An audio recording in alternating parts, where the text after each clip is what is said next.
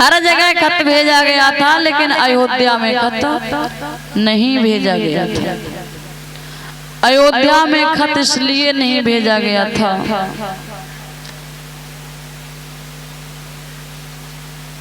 जनकपुर का एक व्यक्ति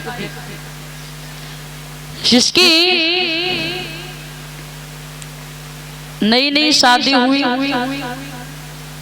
और जब शादी हुई उसके बाद उसकी पत्नी अपने मायके गई, तो दोबारा वो अपनी पत्नी को लेने के लिए चला। अच्छा, अब में और तब में बड़ा अंतर था। मैंने सुना है तब लोग ससुराल भी जाते थे ना तो एक दूसरे के कपड़े मांग लेते थे। तो उसने विचार किया कि मेरे पास एक ही ड्रेस है, एक ही जोड़ी कपड़े हैं, बढ़िया कपड़े पहन करके चला, हाथ में सूटकेस लेकर के। पहले के लोग ऐसे ही ससुराल जाते थे। ऐसे कौन कौन गया इधर, जरा ऊपर हाथ करना एक बार।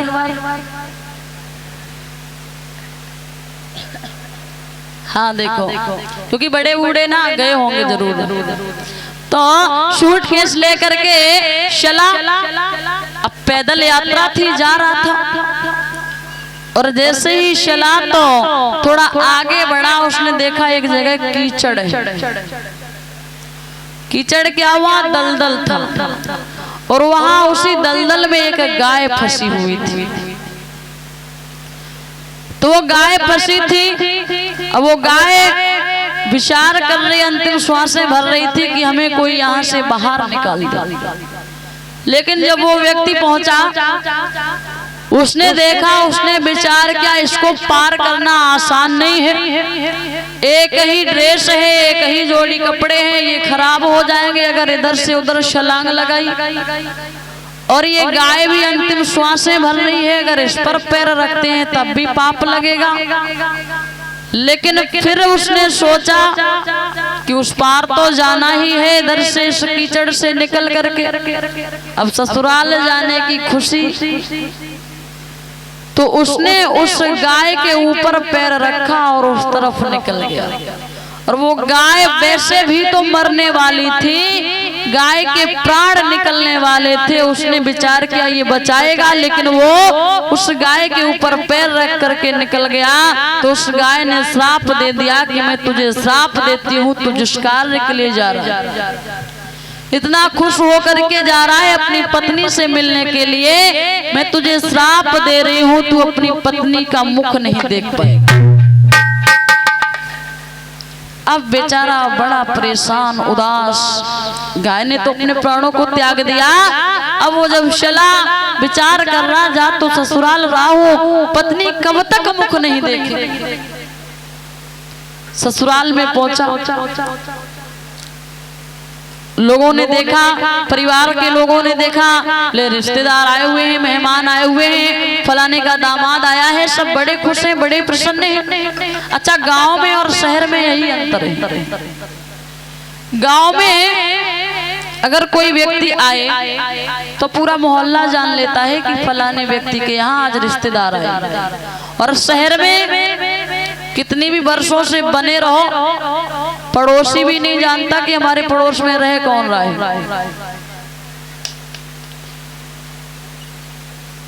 गांव में पिता के नाम से जाने जाते हैं, गांव में जान पहचान होती है तो पिता के नाम से होती है, और शहर में मकान नंबर से।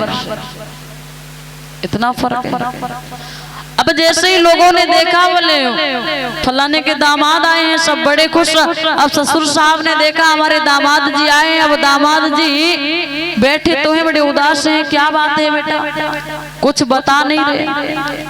उन्होंने अपनी पत्नी से कहा, न जाने क्या बात हो गई, मैंने दहेज में तो सब कुछ दिया जो भी इन्होंने मांगा, फिर नाराज काहे को हैं।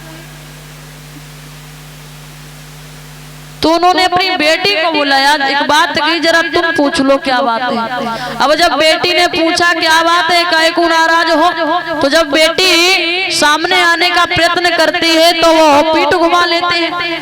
अब जैसे ही पत्नी सामने जाने का प्रयत्न करती है तो पीठ घुमा लेते हैं। अंत में पत्नी ने कंधों को पकड़ा और सामने मुख कर लिया। बोले क्या बात है, काहे को इधर उधर पीठ घुमा लेते हो, बता नहीं रहे हो। और जैसे ये कहा, नजर से नजर मिली, वैसे ही उसके नेत्रों की ज्योति चली, अंधा हो गया।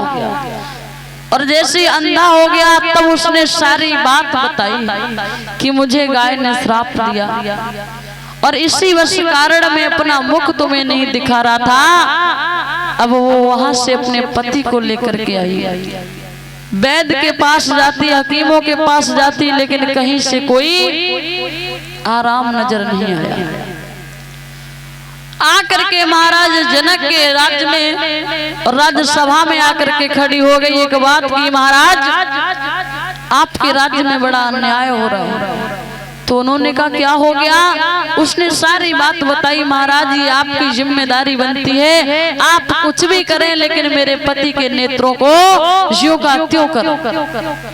अब महाराज जनक बड़े परेशान, उन्होंने अपने गुरु को बुलाया, बड़े बड़े सिद्ध ऋषियों को बुलाया गया। तो उन्होंने एक उपाय बताया। उपाय ये है कि जो भी पतिव्रता स्त्री चलनी में, जिससे आटा छानते हैं ना, चलनी, बोले उसमें जल ले और वो जल निकले नहीं, उसी में जमा रहे, उसी से अगर उसी जल से इसके आंखों में छींटे लगाए जाएं तो ये ठीक हो सकता है। अब चलनी में जल भरना और जल निकले नहीं, ये तो बड़ा असंभव है। ऐसा कैसे हो सकता है? बोले ये वही कर सकता है जो पतिव्रता स्त्री हो। पूरे जनकपुर में ये बात कही गई। अब जनकपुर में सभी ने प्रयत्न तो किया लेकिन कोई ऐसा नजर नहीं आया। हर जगह खत भेज दिया गया। महाराज जनक ने हर जगह खत भेजा। एक खत आया अयोध्या में। महाराज दशरथ बड़े उदास। तो महारानी कौशल्या ने पूछा क्या बात है, महाराज बड़े उदास नजर आ रहे हैं। उन्होंने जवाब दिया उदासी का कारण ये है रानी कि जनकपुर से खत आया है। उस खत में लिखा है कि कोई पतिव्रता स्त्री हो जो चलनी में जल ले और वो जल बाहर ना निकले, और जल बाहर ना निकले, वो उसी में ठहरा रहे और उसी जल से एक व्यक्ति वहां जिसके नेत्रों की ज्योति चली गई, उसके नेत्रों पर छींटा लगाया जाए तो वो ठीक हो सकता है। अब मैं ऐसी स्त्री कहाँ ढूंढूं?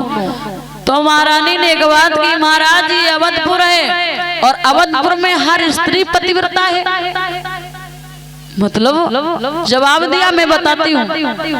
अरे आप महारानी हूँ मैं, मेरी बात तो छोड़ो, अपने यहाँ जो काम करने वाली आती है ना, काम करने वाली, मैं उसको भेज दे रही हूँ और वो जाकर के ये कार्य कर दे। कहा तुम्हें विश्वास है? उन्होंने कहा पूर्ण विश्वास है। आज उन्होंने जो झाड़ू लगाने के लिए आती थी, जो काम करने के लिए आती थी, उसको भेजा। जो जाति की मेहतर थी और उसको जब भेजा, एक बात की तुम जाओ, वो पहुंची, उसने अपना परिचय दिया। तो महाराज जनक कहने लगे क्या ऐसा संभव है? उन्होंने कहा महाराज मैं पतिव्रता हूँ, संभव है। शल्नी को मंगवाया गया, उसने अपने पति के चरणों में ध्यान किया, उस चलनी में जल भरा तो जल एक भी बूंद नीचे नहीं गिरा और उसने उसी जल से उसके आंखों में छींटे लगा दिए, उसके नेत्रों की ज्योति पुनः वापस आ गई। इसीलिए महाराज जनक को ये बात पता थी, तो महाराज जनक विचार करते हैं कि जब वहाँ हर स्त्री पतिव्रता है तो ना जाने उधर से महाराज किसको भेज दे धनुष को तोड़ने के लिए, इसीलिए खत नहीं भेजा। और जब खत नहीं भेजा, अब खत भेजा गया। जब खत भेजा तो महाराज दशरथ विधि विधान के साथ में बारात को लेकर के आए हैं भगवान श्री राम।